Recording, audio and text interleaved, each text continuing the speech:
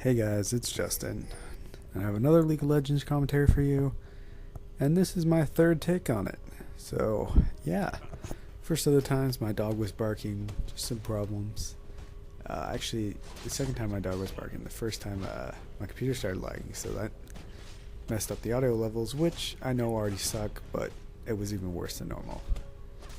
So yeah, in this game I'm playing as Tryndamere, and Tryndamere is a very easy champion. Just gonna put that out there. I'll go a little more in depth about that in a bit later. In this game, on our team we have a Malphite. Hold on, let me just make this bigger. Yeah, we have a Malphite, a Nasus, an Ashe, and a Fiddlesticks, and on their team they have a Jarvan, an Alkali,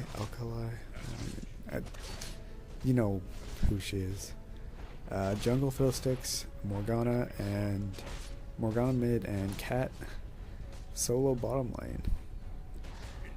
And yeah, this is a very long game, so I'm pulling it into two parts, and so that way it's going to be a bit easier to upload.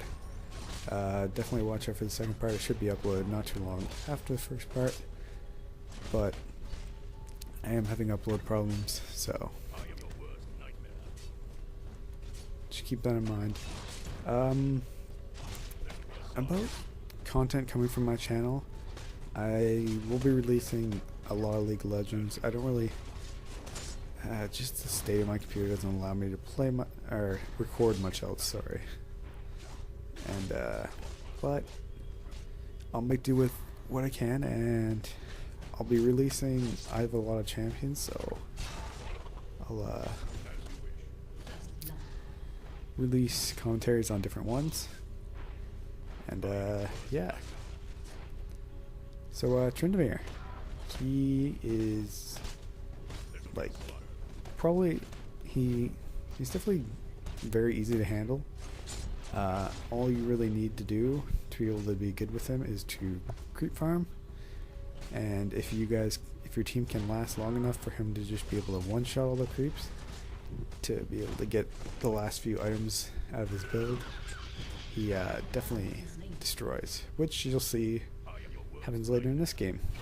My creep farm at the start wasn't too great, wasn't too bad, nothing to be excited about, but later I just go everywhere, one shot every single creep, just pick up the last few items really fast. Yeah, so Tryndamere, if you're new to League of Legends and he's free, definitely give him a chance.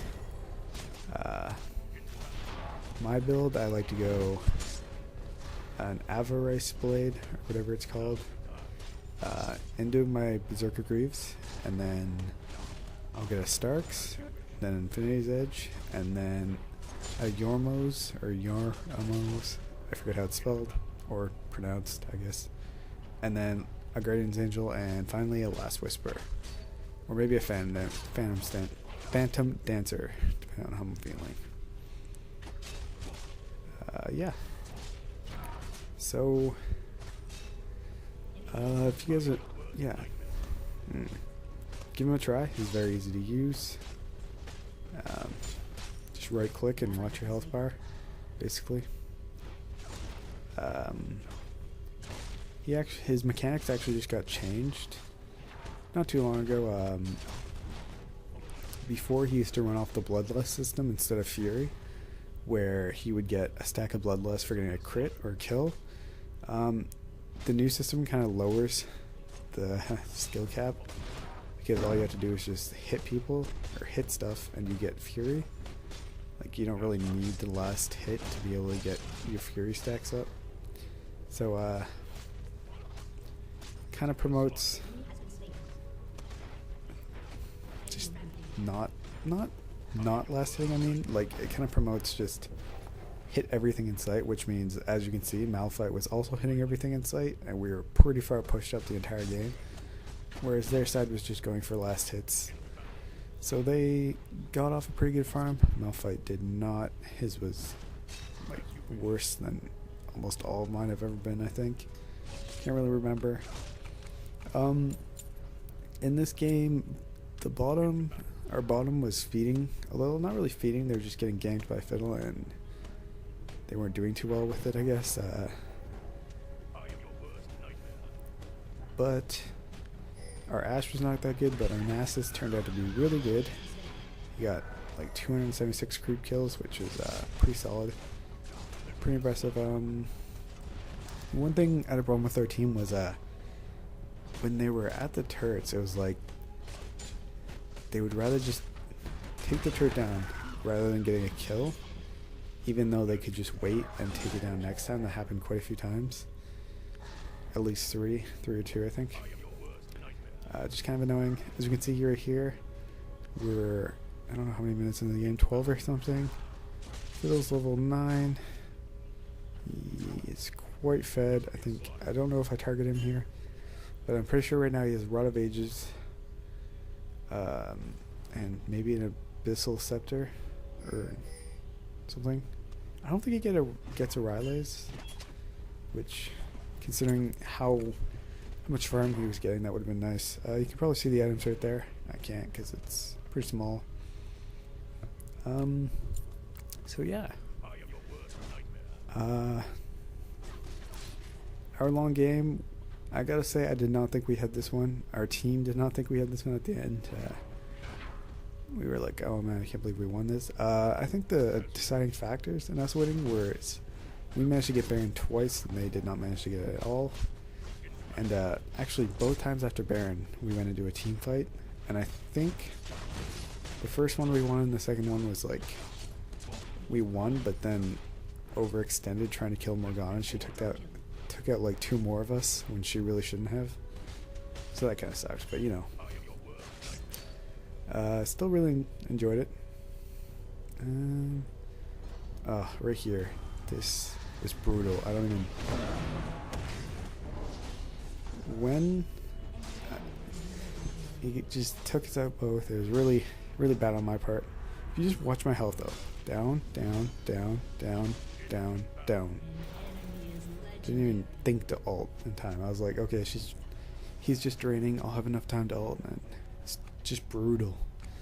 But you know, that's how it goes. There's actually like at least 3 or 4 times in this game where I should have ulted and I didn't, and it was a fail.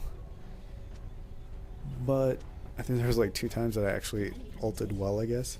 It's really hard to judge because I guess it all depends on how many people there are. If there's just 1, I mean, you can wait to try and ult, but if there's 5, you need to ult when you have like a third health left. It sucks, but you don't want to ult too early, but you don't want to just die and not be able to use it, I guess.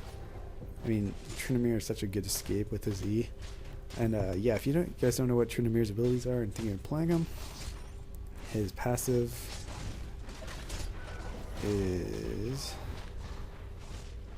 I think it's just every time he hits something it's Fury or something. His Q is Bloodlust, and so for every level, for every point of Fury he has, it increases his attack damage by something, and when you would activate it, heals him for a certain amount depending again on his Fury level.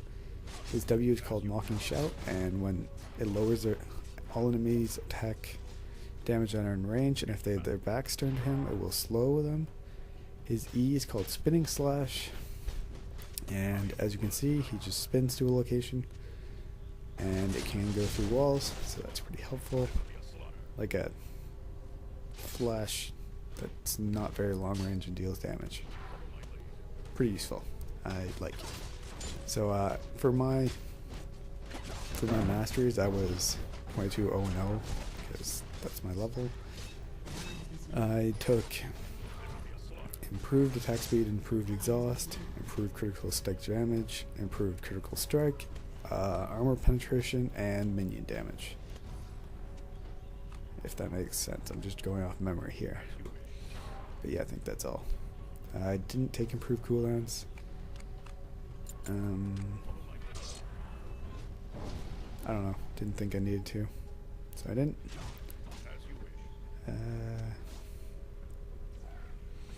Yeah, so Jungle Fiddle, very, very strong. Look at that. He's just gonna painful. We were gonna get like it was like I don't know.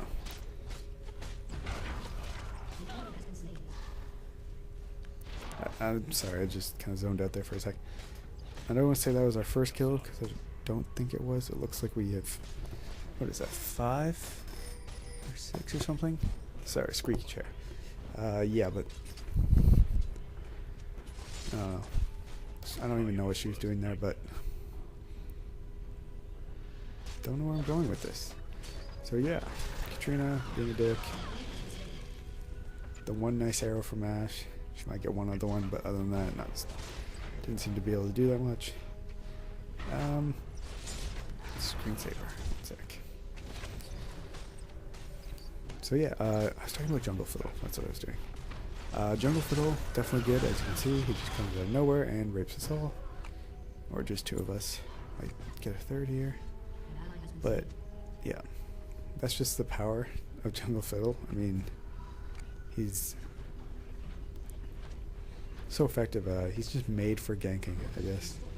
I'd say he definitely outmatched our Fiddle, at least in the laning phase, and then later in team fights. In the later team fights, the first few ones, our Fiddle wasn't that smart, but in the later ones, he ulted in. That kind of messed up their opener and just allowed us to make them retreat, and that's what you want. You want them to fall back, and then you guys to move as a group. When you move as a group, like, nothing can stop you.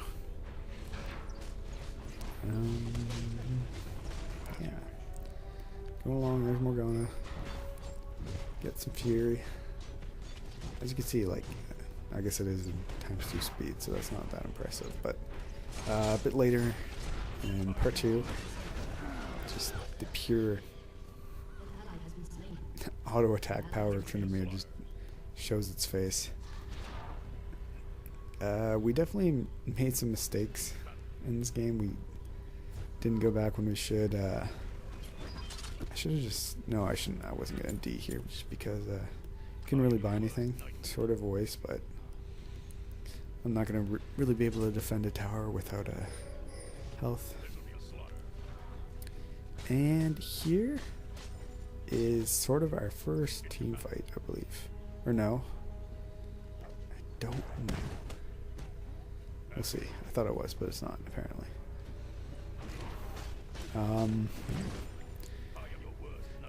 I don't really use Tryndamere that much. People bitch a lot. No, this isn't it. Okay, so this is our first team fight, I think. It's like the first time I actually made use of my ult, as you'll see in a bit. Or in a few seconds, I should say. I think the main problem here was that their Fiddle, did not do anything until he ran away here, and he had Morgana. He had his team coming in support. He could have Crowstormed or just feared Dark Wind, I think it's called, Silence. And then here I'm just standing there, I'm gonna get focused. Ult. It's amazing. Flash out. Or Spinning Slash. As you can see, Tryndamere's a mini tank. There, our team kind of overextends looking for something, and I think 2 of them get dropped. And Phil's gonna take out Alkali. Oh no, he's not. She gets away. So that sucks. Yeah. So part 1's almost over. I'll see you guys in part 2. It's gonna be a cliffhanger ending, I believe. So yeah, look for part 2, and I'll see you guys next time.